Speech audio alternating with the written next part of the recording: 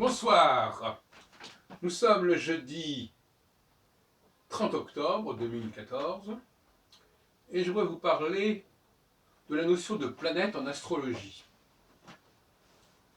Je ne sais pas si vous le savez, mais en astrologie on dit le septénaire pour désigner les 7 planètes. Or, tout ça c'est un abus de langage. On sait très bien qu'il n'y a que 5 planètes errantes. Il suffit de lire tous les ouvrages sur Babylone, etc. Il y a 5 planètes et il y a 5 dieux. Là, je suis en train de lire une traduction de Gilgamesh à propos du déluge.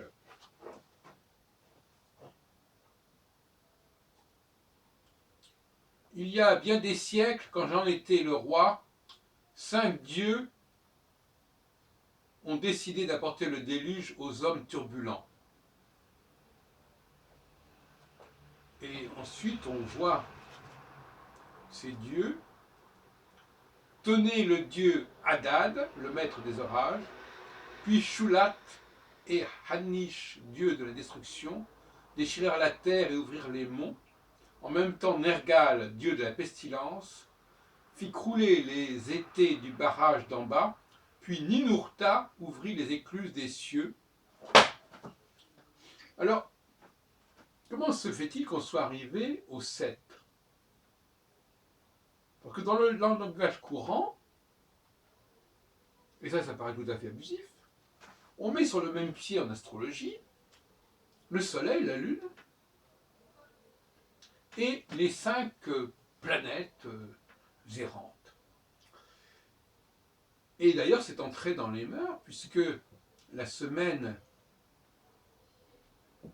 comporte 7 jours, dont un jour du Soleil, un jour de la Lune, et 5 jours pour les 5 planètes.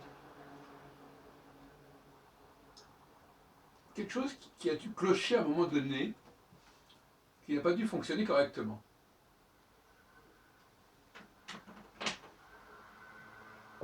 Essayons de comprendre ce qui a pu se produire.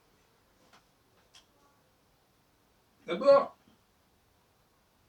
dans la tétrabible de Ptolémée, il est question effectivement du Soleil et la Lune et des 5 planètes, mais les mettons sur le même plan, sur le même pied. Dans le cas du Soleil, il est évident que non. Mais il semble au contraire qu'on compare deux groupes d'astres, d'un côté le Soleil et la Lune, de l'autre côté les 5 planètes. C'est notamment évident dans le chapitre du premier livre de la Tétrabible, consacré au domicile des planètes.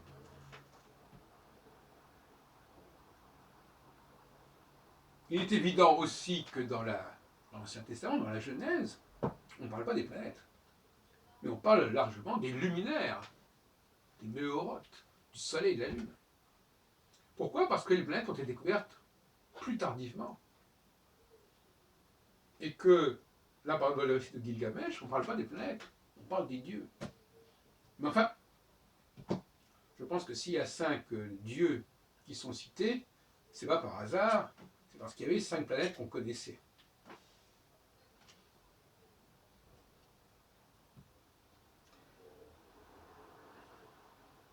Donc, on a évacué le 5 pour en faire un 7. Parce que, d'abord, j'ai cité le cas de la semaine, justement. La semaine a 7 jours. La Lune a un cycle de 28 jours environ qui peut être divisé en 4 x 7. Et donc, il était intéressant que chacun de ces 7 jours soit associé à un astre. D'où cette espèce de mise en scène consistant à considérer comme un seul et même ensemble le Soleil et la Lune et les planètes errantes. Alors que historiquement, déjà, on a connu les planètes luminaires, le Soleil et la Lune, les luminaires, on les a connus bien avant les planètes. Et d'ailleurs, les animaux et les végétaux, même les minéraux, ont une certaine connaissance du Soleil et la Lune pour différentes raisons. Et ils ne connaissent absolument pas les planètes. Les planètes, c'est déjà le résultat d'une science astronomique très poussée. Et c'est en ce sens-là, d'ailleurs, que l'astrologie doit quelque chose à l'astronomie. Parce que si l'astronomie n'avait pas découvert les planètes, il n'y aurait pas d'astrologie. Pourquoi? Parce que l'astrologie, c'est la science, elle s'est constituée, ce que les astrologues ont aujourd'hui oublié, elle s'est constituée sur la relation entre les planètes qui bougeaient, les étoiles qui bougeaient, les étoiles qui étaient fixes. C'était ça la dialectique. C'était ça toute la base du cycle. Et ça a été totalement oublié. Parce qu'aujourd'hui, André Barbeau dit, un cycle planétaire, c'est le cycle entre deux planètes. C'est pas du tout la conception ancienne du cycle. La conception ancienne du cycle, c'est une planète et une étoile.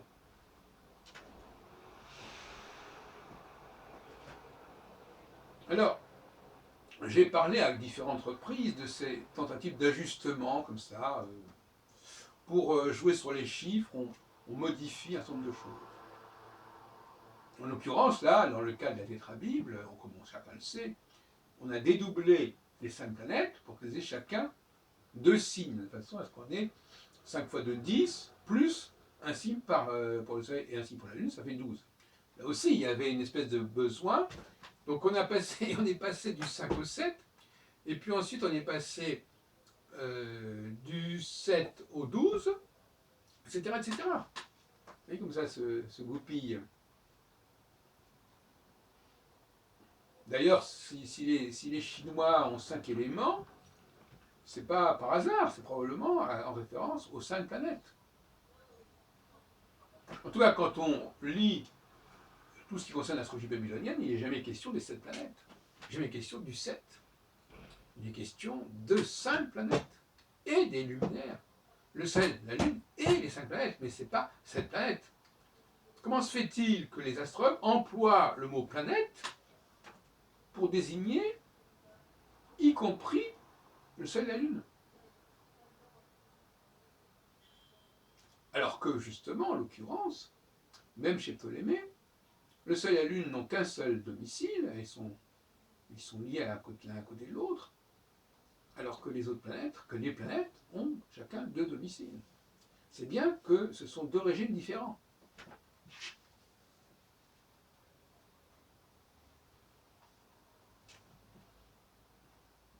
Alors, on peut se demander dans quel esprit ces modifications ont été faites. Dans un esprit visiblement d'ajustement, d'harmonisation, de façon à ce qu'il n'y ait pas trop de décalage entre les différents dispositifs. On a essayé de les relier entre eux, de les combiner entre eux, bien évidemment. Mais s'il est vrai qu'effectivement le 7 est important en astrologie, c'est parce que on a une division du cycle lunaire et du cycle saturnien en 4. 4 fois 7, 28. Mais même sur ce point, j'ai expliqué il n'y a pas longtemps que au départ, en fin de compte, idéalement, c'était pas le 7, c'était le 6, parce que le 7 c'est un chiffre impair, d'ailleurs, comme le 5. On a d'ailleurs les 5 doigts de la main. 4 plus 1, si on considère que le pouce est un petit peu à part. Et donc, vous voyez, toute cette cuisine qui visait à relier les choses entre elles, en fin de compte, on avait le 6, le 24, le 6. Et il y a une différence entre le modèle et la réalité. Donc, on a cherché une réalité qui ne soit pas trop éloignée du 6, et on a trouvé que la Lune, effectivement, avait un schéma qui pouvait être divisé en 4 fois 6 et Saturne aussi. Mais idéalement, ne disons pas qu'idéalement le système était à base 28, et donc avec des divisions en 7, en 4 fois 7. Non, idéalement, le système est à 4 fois 6, 24, ce qui a d'ailleurs donné, à mon avis, le tarot originel et l'alphabet hébraïque originel, qui ne sont pas à 22 initialement, mais bien à 24, comme les 24 heures. Un système sexagésimal, 6 fois 4, 24. Et le 7 est un pis-aller. C'est un moyen terme. C'est une cote mal taillée, disons.